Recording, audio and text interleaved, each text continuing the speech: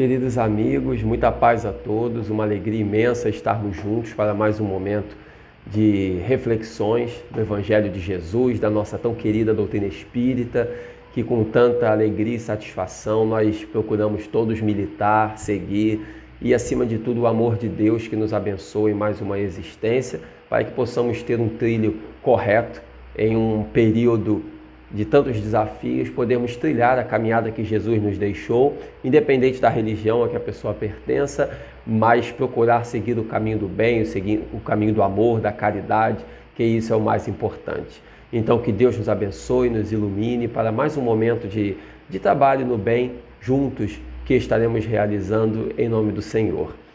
E nós vamos ler uma página para fazer logo em seguida a nossa prece inicial. Sejam todos muito bem-vindos. A nossa página é do livro Fonte Viva, do Espírito Emmanuel, através de Chico Xavier. O título é Fermento Espiritual. Não sabeis que um pouco de fermento leveda a massa toda? Paulo. O fermento é uma substância que excita outras substâncias, e nossa vida é sempre um fermento espiritual com que influenciamos as existências alheias. Ninguém vive só. Temos conosco milhares de expressões do pensamento dos outros e milhares de outras pessoas nos guardam a atuação mental inevitavelmente. Os raios de nossa influência entrosam-se com as emissões de quantos nos conhecem direto ou indiretamente e pesam na balança do mundo para o bem ou para o mal. Nossas palavras determinam palavras em quem nos ouve, e toda vez que não formos sinceros, é provável que o interlocutor seja igualmente desleal.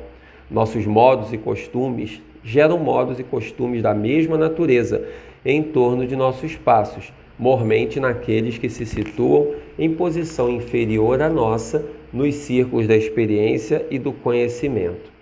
Nossas atitudes e atos criam atitudes e atos do mesmo teor, enquanto nos rodeiam, porquanto aquilo que fazemos atinge o domínio da observação alheia, interferindo no centro de elaboração das forças mentais de nossos semelhantes.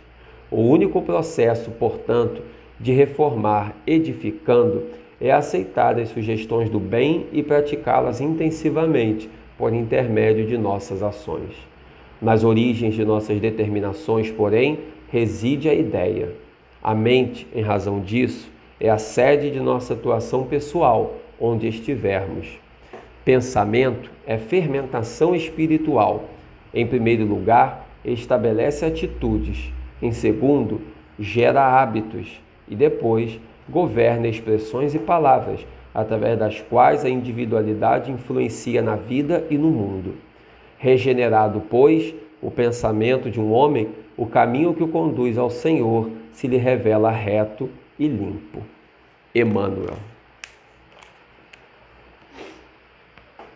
Vamos então fazer a nossa oração. Bom e amado Mestre Jesus, obrigado, Senhor, por mais um momento em que estamos contigo para refletir, crescer juntos na tua direção, fortalecendo os laços de amor e fé, fortalecendo os teus ensinamentos de luz e paz que o Senhor, com tanto carinho e amor, legou à humanidade. Que possamos cada vez mais incorporar esses ensinamentos de luz para dar a nossa contribuição na construção de um mundo melhor, através do amor a Deus sobre todas as coisas e ao próximo como a nós mesmos. Sê conosco, Senhor. Muito obrigado por tudo, Jesus, e graças a Deus. Bom, meus amigos, mais uma vez, muita paz a todos. Sejam todos muito bem-vindos para mais um encontro, uma reflexão, uma reunião, onde sempre refletimos e debatemos sobre as mensagens e temas relacionados ao Evangelho, relacionados à atualidade, relacionados àquilo que verdadeiramente importa da religião à luz da doutrina espírita. Hoje, em especial, falaremos sobre espíritos novos, novos rumos, uma temática relacionada à tarefa de evangelização e de educação das novas gerações. Que Deus nos abençoe, sejam muito bem-vindos para mais esse momento e muito obrigado pela presença. Quando nós falamos sobre a necessidade de transformação, de mudança e da mudança do próprio planeta, nós estamos falando de algo que é inevitável para a transformação da própria humanidade. Da mesma forma que as pessoas mudam, se transformam, também o planeta se transforma.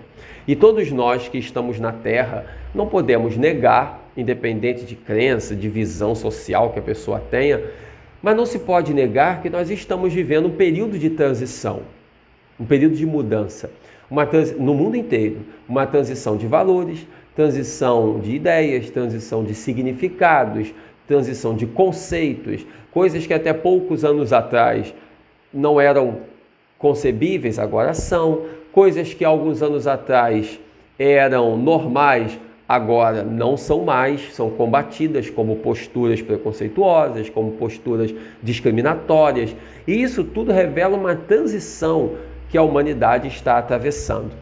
Essa transição, naturalmente, é um privilégio para todos nós estarmos reencarnados nesse período, estamos na Terra nesse período. Por que é um privilégio? Claro que não existem privilégios nas leis de Deus, mas dizemos privilégio no sentido de que é uma oportunidade de ouro. É uma grande bênção estarmos na Terra nesse período. Por quê? Porque é um período de mudanças e aqueles que estamos aqui temos a grata oportunidade de colaborar nessa mudança.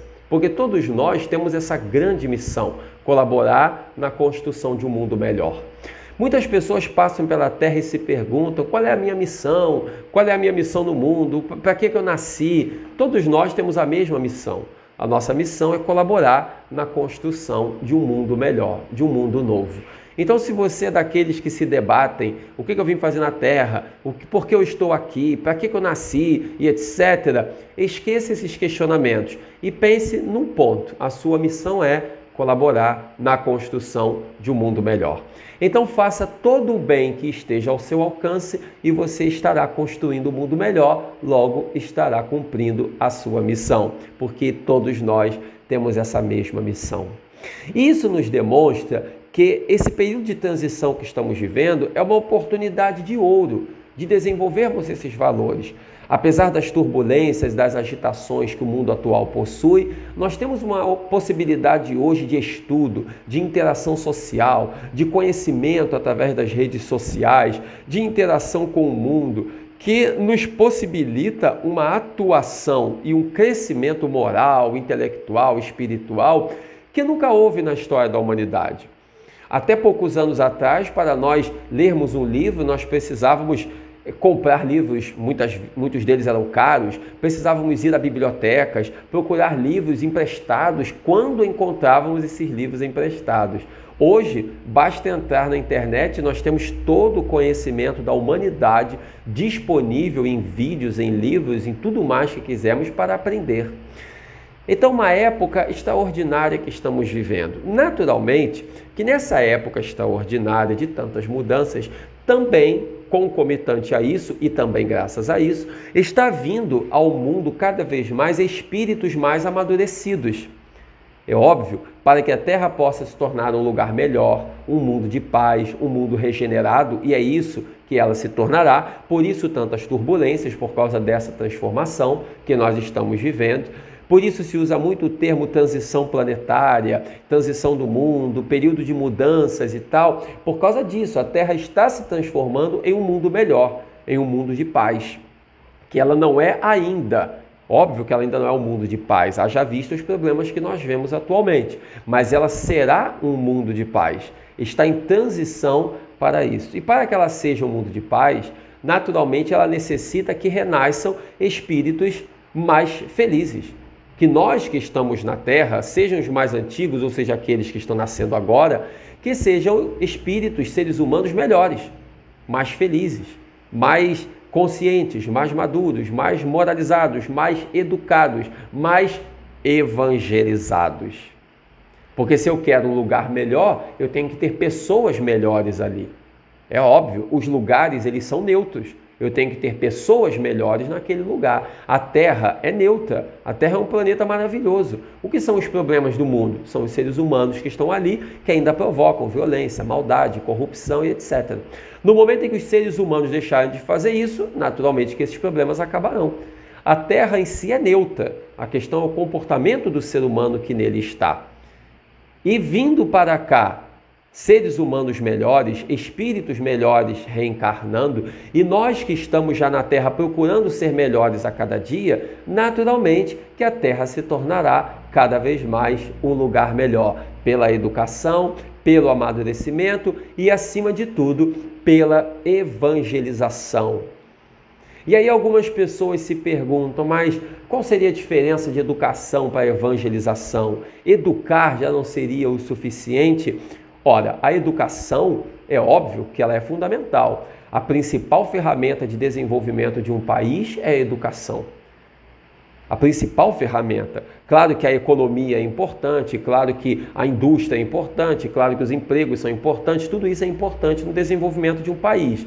Mas todo o país da humanidade que se desenvolveu e que cresceu teve como foco, como alicerce, investimento em educação. Porque é a educação que vai nos evitar de jogar lixo no chão, que vai evitar que nós venhamos a nos corromper, que vai evitar que a gente venha fazer essas atrocidades que vemos na sociedade. Então a educação é uma ferramenta principal. Mas por que então estamos falando de evangelização?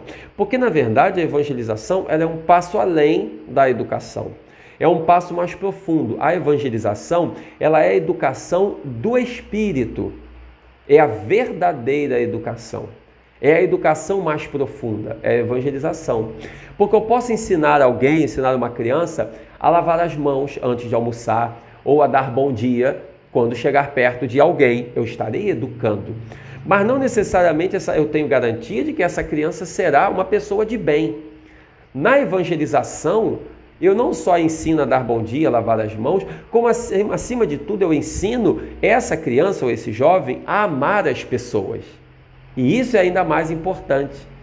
Porque quando Jesus nos trouxe o Evangelho, o ensinamento principal era esse: amar a Deus sobre todas as coisas e ao próximo como a nós mesmos.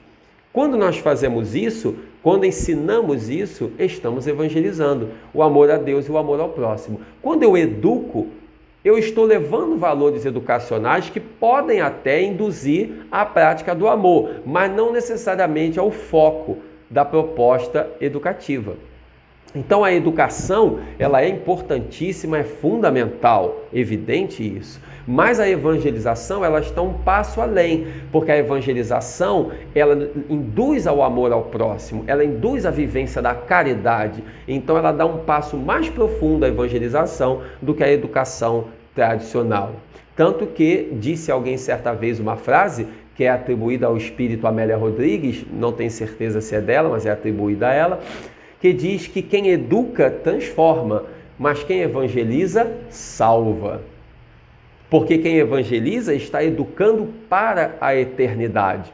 E essa é uma das grandes questões que nós temos que trabalhar, especialmente nesse período em que vivemos essa transição e que espíritos novos chegam para mais maduros, e nós que estamos na Terra temos a obrigação também de cultivar este amadurecimento. Sendo assim, é imperioso relembrarmos das palavras de Jesus. É imperioso lembrarmos de nosso Senhor, porque quando Jesus estava na Terra e ele disse: deixai vir a minhas criancinhas, naquela maravilhosa passagem que o Senhor recebeu as crianças, algumas crianças passaram e os apóstolos tentaram, preocupados delas não incomodarem o Senhor, tentaram afastá-las, e Jesus disse: deixai vir a minhas criancinhas e não as impeçais, porque delas é o reino dos céus. Ele, quando disse delas é o reino dos céus, ele não estava se referindo que o reino dos céus era das crianças puras e simples. Ele estava se referindo sim aos valores infantis, à inocência, à ingenuidade, à humildade que normalmente as crianças demonstram. Esses valores espirituais tão característicos da infância é que nós temos que incorporar em nossas condutas para sermos mais simples, mais humildes, mais submissos a Deus. Esses valores que são mais característicos da criança pela simplicidade delas. Mas é muito interessante ver que o próprio Senhor, nosso Senhor Jesus Cristo, preocupou-se em receber as crianças. Preocupou-se em ter as crianças perto de si. Porque ele sabia, melhor do que todos nós, obviamente, que todas as faixas etárias necessitam de evangelização, necessitam do seu evangelho, necessitam da sua mensagem. E se todas as faixas etárias delas necessitam, quanto mais cedo o ser receber essa mensagem, tanto melhor para a sua trajetória. Quanto mais criança, quanto mais jovem receber dessa mensagem, melhor. Quantos e quantos companheiros que somente conhecem o Evangelho de Jesus quando estão mais velhos, aos 50, 60, 70 anos, quantos e quantos companheiros que tiveram essa fala, que a partir dos 50, 60 anos, ou qualquer idade, a pessoa diz: que pena que eu não conheci antes, que pena que eu não conheci o Evangelho de Jesus antes para poder ter a possibilidade de evitar certos males, evitar certas problemáticas, evitar certos equívocos e ter uma vida mais segura no nível moral, se eu tivesse conhecido antes o Evangelho de Jesus. Então, se é tão importante, e não é nenhuma proposta fanática, nenhuma proposta proselitista, é uma proposta de levar as crianças e os jovens esse conhecimento. Vemos alguns pais que às vezes não se preocupam com a religião e dizem: quando o meu filho crescer, ele então escolhe a religião que ele quer seguir. Ora, quando ele crescer, ele vai escolher o que ele quer seguir, é evidente. Quando ele é adulto, ele será mais livre. Mas enquanto é criança, é nosso dever dar a ele essa mensagem que nós conhecemos. Mais tarde, ele escolherá o que ele quer com muito mais base do que esperar acontecer e ver agora, como vemos muitos adolescentes nossos, infelizmente, no mundo de vícios, no mundo de crimes, etc., porque não tiveram uma base social sólida. É evidente que a causa disso também é social, as debilidades sociais, mas tenhamos certeza que se esses mesmos jovens tivessem um aprendizado na juventude, na infância, sobre o amor que Jesus nos ensinou, a realidade seria completamente diferente. Então, quando Jesus disse: deixai vir a minhas criancinhas e não as impeçais, porque delas é o reino dos céus, estava dando início a esse processo de transformação da humanidade pela evangelização do espírito, não apenas do corpo, mas acima de tudo do espírito, que é o ser imortal, que é o ser que permanece e que continuará vivo após a morte. Então, todo o aprendizado que recebemos agora permanecerá conosco. Essa realidade da evangelização, que é a evangelização espiritual, a evangelização do espírito, e que é a verdadeira educação, que é a educação da alma, é que deve ser a nossa preocupação. Disse um pensador certa vez que a educação da alma é a alma da educação. Se a educação da alma é a alma da educação, cultivemos esse valor do espírito para que a evangelização possa então transformar a humanidade e assim atingir o objetivo para o qual ela foi trazida por Jesus à Terra, que é a construção de um mundo novo, que é a construção de um mundo melhor. E assim nós vemos então que esses espíritos vindo mais preparados ao mundo, nós percebemos que se eles estão mais preparados, é necessário que nós também tenhamos uma preparação maior. Evidente. Se vêm espíritos mais preparados, crianças mais questionadoras, jovens que têm mais dúvidas, que têm mais perguntas, que têm mais posicionamento, e isso tudo é muito bom, nós que nos predispomos à tarefa de evangelizar, temos que estar mais preparados também. E não tentar barrar, frear esse crescimento e esse questionamento. Porque vemos pessoas que não querem acompanhar esse progresso, com todo o meu respeito, e aí questionam as dificuldades do momento ao invés de se preparar para as dificuldades do momento. Quantos professores que dizem: os jovens de hoje não são os mesmos de 20 anos atrás. Ok, então você não pode dar aula como dava aula 20 anos atrás. Isso é evidente. Quantos outros que dizem: as crianças de hoje são mais agitadas, as crianças estão nascendo muito inteligentes. Óbvio, então você tem que procurar ser mais inteligente também. Quantos médicos que às vezes dizem: antigamente o médico era aquele que sabia tudo. O paciente ia para o consultório sem saber nada, o médico era o que sabia tudo, e tudo que o médico dizia, nós dizíamos amém e fazíamos o que o médico orientou. Hoje não. Hoje o paciente ele vai para a internet, estuda sobre a doença que ele tem, quando ele vai para o consultório, ele já sabe muita coisa sobre ele mesmo. E muitas vezes ele discorda do médico, muitas vezes ele faz perguntas que o médico não sabe a resposta, e o médico não pode se aborrecer com isso. O médico não pode se aborrecer com isso, o médico tem que aprender com o paciente. Imagina se o paciente discorda, diz, mas doutor, eu pesquisei tal coisa na internet, será que esse remédio está certo? Será que esse suplemento não está errado? Será que essa postura aqui não pode melhorar? Imaginemos se o médico se aborrece e vira as costas para o paciente. Não, ele tem que olhar para o paciente e aprender com ele, porque é um crescimento para o próprio médico e também para o próprio paciente. Portanto, nós não podemos ter a vaidade, isso vale para todas as profissões, inclusive para a tarefa de evangelização. Eu não posso, no centro espírita que eu frequento, ou na igreja, se houver algum companheiro de outra religião, ou em algum outro templo, de qualquer crença, nós que militamos no trabalho de evangelização, nós não podemos dizer que hoje está muito difícil, hoje está muito complicado, os jovens não são mais os mesmos, as crianças não são os mesmos. Ora, é evidente, nada é o mesmo, tudo muda. Tudo muda. Heráclito, um pensador, um filósofo antigo, ele costumava dizer, a vida é feita de mudanças. E ele tem uma frase fenomenal. Heráclito dizia que um mesmo homem nunca toma banho num mesmo rio 2 vezes. Por quê? Porque na segunda vez, o homem não é mais o mesmo. E o rio também não, porque as águas estão correndo. Então olha que sabedoria, o mesmo homem não toma banho no mesmo rio 2 vezes. Por quê? Porque na segunda vez o homem não é mais o mesmo e o rio também não. Então nós temos que acompanhar o processo de mudança, tudo na Terra muda.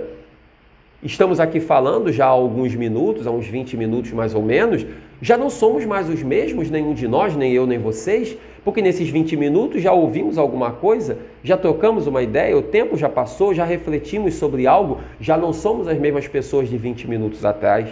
Que dirá quando se passam 10, 20 anos. Então, em todas as áreas da vida, temos que acompanhar a mudança. Na área da evangelização, a mesma coisa. Aqueles que são evangelizadores, que lidam com crianças, com jovens, que têm a tarefa nas suas instituições religiosas de levar a mensagem religiosa, a mensagem de Deus, a mensagem de Jesus, a mensagem da sua crença, aqui no nosso caso da doutrina espírita, mas seja qual for a sua religião, que tem essa tarefa de trabalhar com crianças e jovens e levar essa mensagem de luz, temos que procurar nos aprimorar cada vez mais, procurar ler cada vez mais, procurar estar antenados com a modernidade, aprimorar o conhecimento através da leitura, aprimorar práticas educacionais, aprimorar dinâmicas, aprimorar o questionamento, penetrar no mundo dos jovens e das crianças, não ficar com discursos antiquados, não fugir de temas atuais.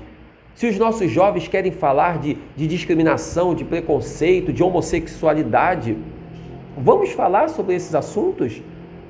Talvez não tenhamos a resposta para tudo, ok, mas vamos trocar ideias, sem preconceitos, sem restrições, e vamos aprender com eles.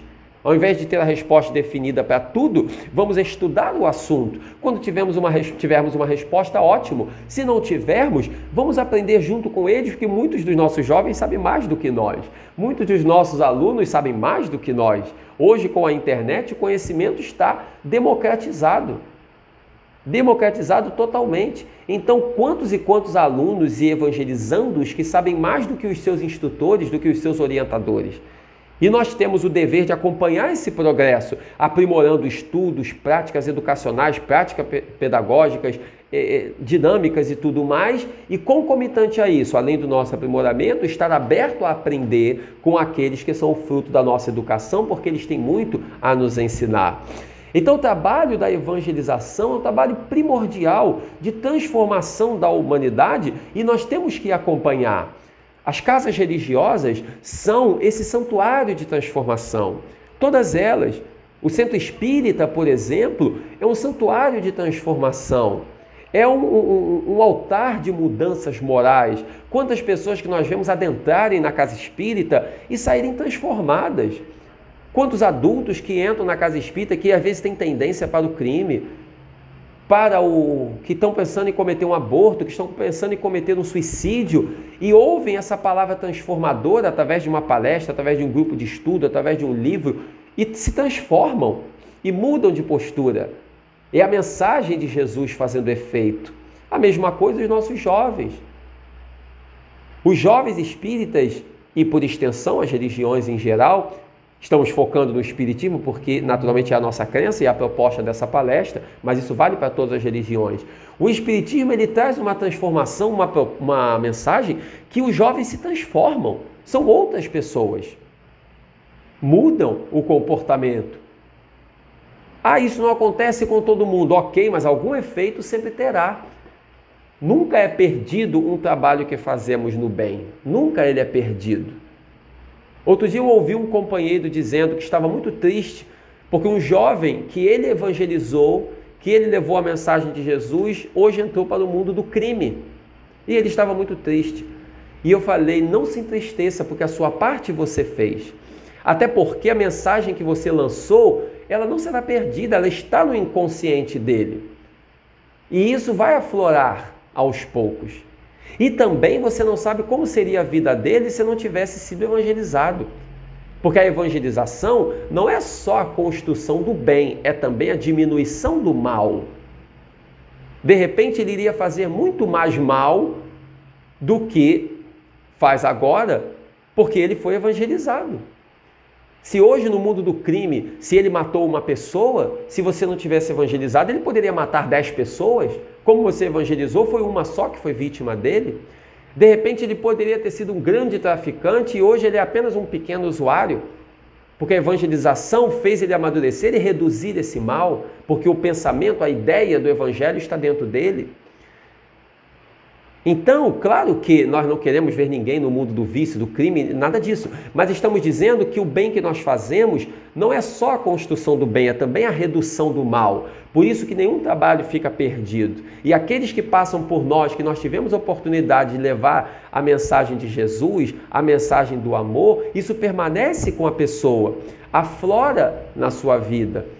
E não só induz ela ao bem, como impede, freia as suas más vibrações, as suas más tendências, e a pessoa, sem se dar conta, aquela mensagem que brota do seu inconsciente vai colaborando para a sua transformação pessoal, para a sua transformação moral. É aquela voz que fala no fundo do coração, é aquela lembrança que a pessoa tem do período que ela estava no centro, que estava na igreja, que estava na instituição X ou Y, e ela então se transforma, se modifica. Os nossos templos, portanto, são templos religiosos de transformação moral. São templos que nos levam a essa mudança espiritual que faz tanta falta e é tão premente, tão importante nos dias atuais.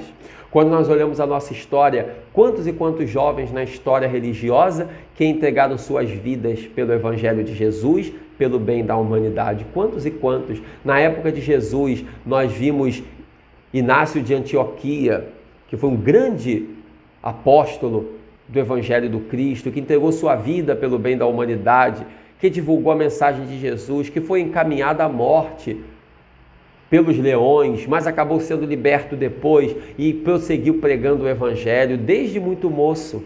Quando nós olhamos João o Evangelista, que era o mais jovem dos 12 discípulos, dos 12 apóstolos, João, quando conheceu Jesus, tinha 13 para 14 anos e acompanhou o Mestre até os últimos dias de sua vida. Jesus morreu, foi crucificado e ele prosseguiu. Foi o único dos discípulos que morreu de velho, já nonagenário, quando ele foi para a ilha de Pátimos e teve a grande visão do final dos tempos, onde ele escreveu o Apocalipse, que é o último livro bíblico, são as revelações e os ensinos de João, o evangelista. Conheceu Jesus com 13 para 14 anos, nunca mais foi o mesmo. Jesus acreditou na juventude.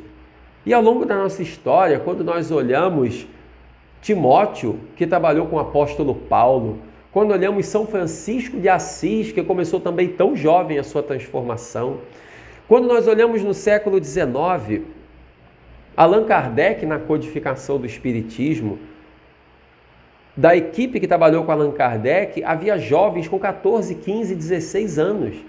Um trabalho seríssimo, que era a instauração da terceira revelação na Terra, do Espiritismo, que traria uma mensagem libertadora para o mundo de ciência, filosofia e religião, e as mensagens recebidas do mundo espiritual pela psicografia, pela psicofonia, recebida por vários médiuns, mas neste grupo estavam também, da confiança de Allan Kardec, adolescentes com 13, 14, 15 anos, que colaboraram imensamente para esse trabalho maravilhoso que foi a codificação kardeciana e a colaboração que o Espiritismo deu e vem dando para a transformação da humanidade. É necessário, e de lá para cá, poderíamos citar inúmeros outros exemplos, quantos e quantos que desde cedo perceberam a sua transformação. Madre Teresa de Calcutá, jovem ainda, percebeu a necessidade de mudança, de entregar sua vida a Jesus, quando ela saiu da Albânia, onde vivia com sua família, para ir à Índia, a Calcutá. E mal sabia ela que a partir daquela viagem, ela jovem, com 20 e poucos anos, a partir dali sua vida nunca mais seria a mesma, porque ela nunca mais voltaria a morar na Albânia com sua família. A partir de Calcutá, ela ganharia o mundo. Madre Teresa trabalhando pelos mais pobres, pelos mais necessitados. Quando olhamos para a Irmã Dulce aqui no Brasil, para Chico Xavier e tantos homens e mulheres que desde adolescentes entregaram suas vidas ao Evangelho. Ah, mas essa transformação, essa dedicação pode se dar quando a pessoa for mais velha? Pode, é evidente que sim. Nunca é tarde para iniciar uma transformação moral, um trabalho de caridade, nunca é tarde. Mas há de se convir que quanto mais cedo, melhor. Quanto mais jovem, melhor. Evidente. E essas criaturas começaram tão cedo seus trabalhos, ainda na juventude, e deram-nos esse exemplo precioso de transformação e de vivência da moral cristã do Evangelho de Nosso Senhor. Essa vivência, e não só na religião, também na ciência, também na filosofia, em todas as áreas do pensamento humano, nós vemos pessoas, homens e mulheres, jovens, que começaram trabalhos maravilhosos e que fizeram com que suas vidas fossem um hino de amor ao Evangelho de Jesus, fosse um hino de amor e de transformação da humanidade. E isso precisa ser restaurado para que esses espíritos novos que estão chegando sejam recebidos também por pessoas mais qualificadas que somos nós, para que nós também sejamos espíritos novos a cada dia e traçando novos rumos para a nossa humanidade, que é o rumo da transformação. Algumas pessoas pessimistas costumam dizer que o mundo não tem jeito, que o mundo está muito pior do que no passado. Ora, não está pior, está muito melhor. Ah, tem problemas? Tem problemas. A diferença é que hoje nós ficamos sabendo desses problemas.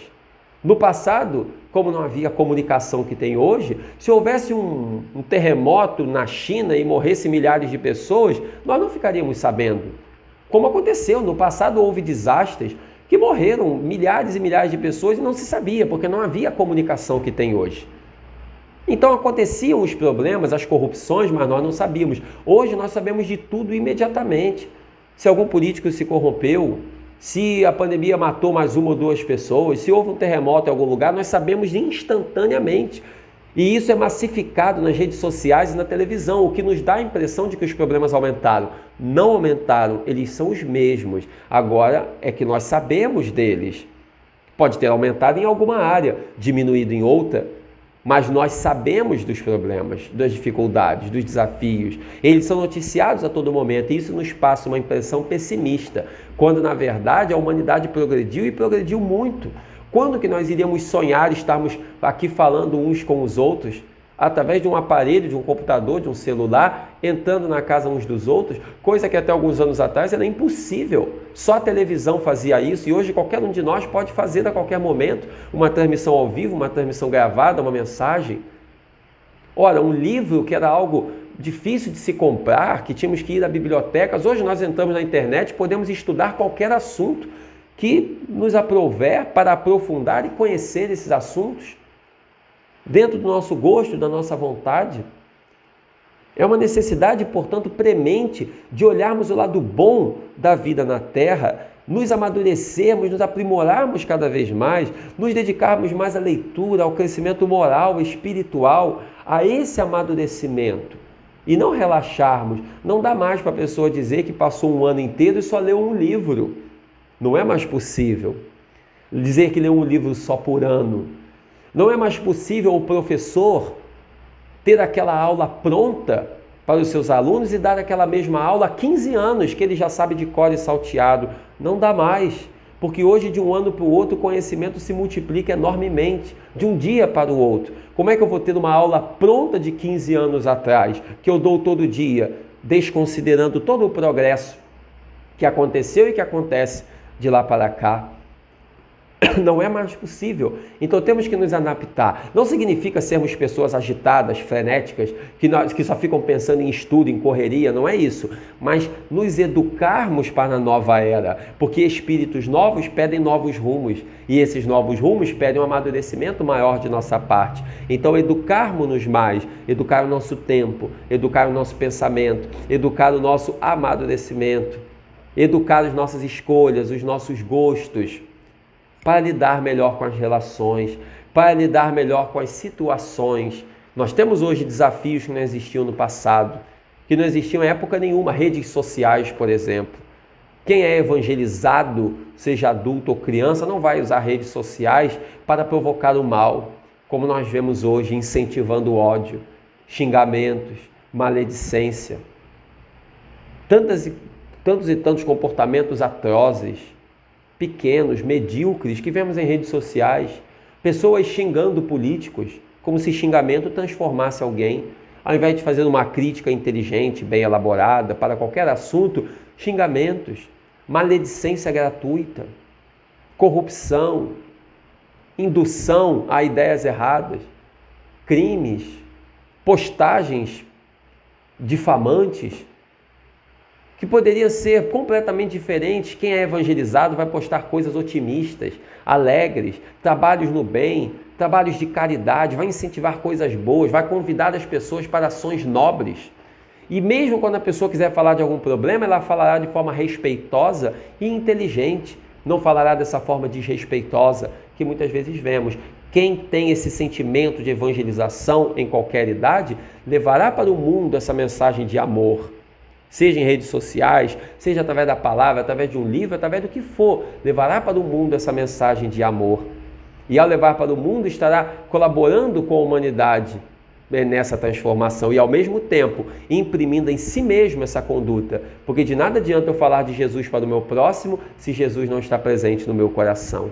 Não adianta nada eu falar muito bonito para as novas gerações se no meu comportamento, na minha postura, Jesus não está presente. Façamos, meus irmãos, com que a mensagem de Jesus esteja presente em nós para que possamos levar para os outros. Ninguém consegue dar aquilo que não tem. Não consigo distribuir aquilo que eu não possuo. Para eu poder distribuir o amor de Jesus para a humanidade, o amor de Deus à humanidade, eu tenho que ter esse amor dentro de mim. E a evangelização faz isso. Se eu quero evangelizar a humanidade, eu tenho que ser uma pessoa evangelizada. Não é uma pessoa perfeita, é uma pessoa evangelizada. Uma pessoa que se preocupa com o bem do próximo, que tem a evangelização nos lábios, no pensamento, no coração, no sentimento, e se preocupa verdadeiramente com o bem da humanidade. E isso faz com que essa pessoa, ao ter esse sentimento verdadeiro e ser evangelizada, evangelizará o mundo, aonde ela estiver, com a sua simples presença, ou com a sua palavra, ou com qualquer outra coisa que ela faça. Ela será um ícone, uma lâmpada acesa na escuridão, a levar a mensagem de amor. Porque Jesus disse: amai-vos uns aos outros como eu vos amei. E a doutrina espírita nos ensina: fora da caridade não há salvação. Esse sentimento de amor ao próximo, como Jesus nos ensinou, e de fora da caridade não há salvação que o Espiritismo nos traz, é a essência da proposta evangelizadora. Cuidemos disso, meus irmãos. Aprimoremo-nos diariamente, moral e intelectualmente, e estaremos dando a nossa contribuição na construção de um mundo melhor. Eu gostaria de agradecer imensamente o carinho da presença de todos, pela oportunidade de estarmos aqui, pela troca de ideias, pela participação. Que Jesus vos abençoe e vos ilumine muito. Evangelizemos a humanidade, evangelizando-nos a nós mesmos, e construiremos um mundo melhor. Vamos fazer a nossa prece de encerramento e muito obrigado mais uma vez. Bom e amado Mestre Jesus, muito obrigado, Senhor, por esses momentos de paz. Se conosco, Mestre amado, abençoando-nos e amparando-nos, para que o mundo inteiro sinta a Tua presença de luz, em nome de Deus, a abençoar a humanidade e a construir um mundo novo. Se conosco, Senhor, muito obrigado por tudo. Louvado sejas e graças a Deus. Muita paz a todos e muito obrigado.